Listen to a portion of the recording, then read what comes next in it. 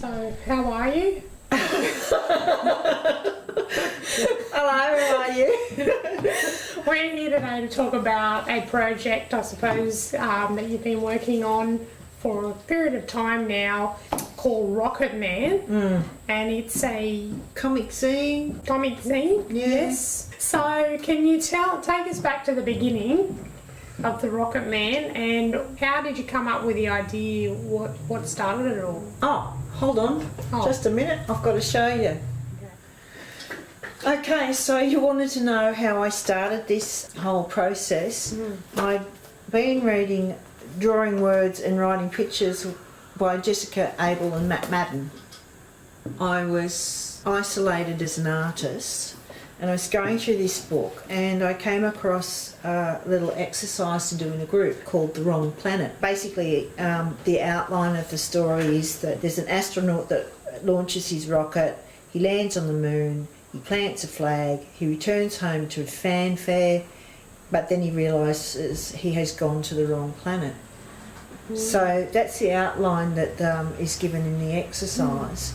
And what you're supposed to do is divide up into groups of 5 people, and everybody works on a line of the story in about 4 or 5 panels or so, 5 or 6 panels. I started this as a process just for me, and I was only just going to do one line, an astronaut launches his rocket.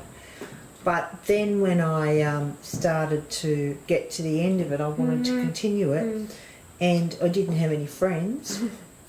So I couldn't do it with anybody, and I just kept going myself with the story. What happened was that I had these small pieces of paper that I had. They were loose bits actually, and I had ended up sort of sticking them on the wall with blue tack.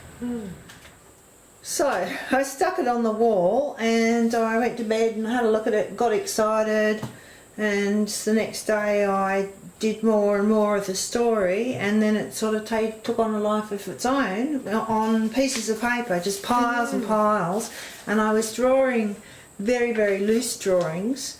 These aren't the first drawings that I did, but then I sort of started to get more complex with them, and I decided to finish the story and make it into a little bit of a comic book. So then I started to ink them in. I was really enjoying the process.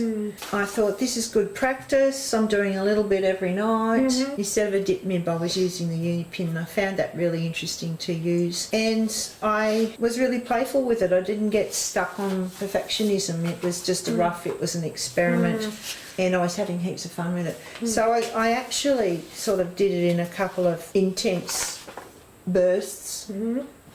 And I got about, I suppose, when you look at it, about 3/4 of the way through the story, and it ended up being about 100 panels.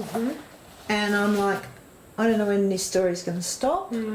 I feel like I've got to bring it to an ending. I didn't know what was happening because I was basically writing the story as it went along, and I let the characters have full control of the storyline and what was happening. And I've done, 20 years of creative writing, so I'm used to letting the characters tell a story.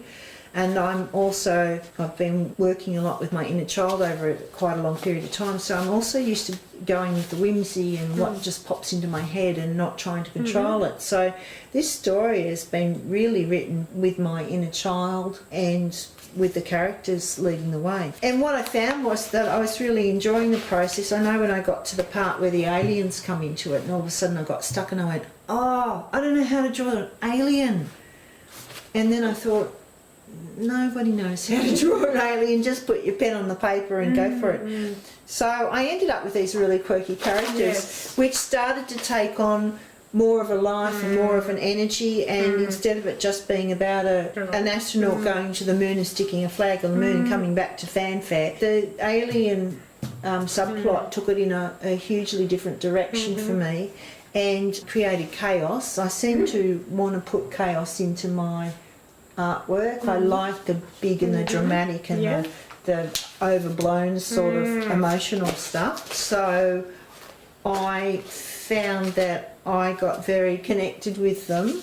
Then I got to this place where I didn't know what was going to happen. There was obviously chaos happening in the story, and I put it down and I walked away from it because I just didn't know what else to do. And how much time passed from that moment till just recently when you picked it up again with the storyline?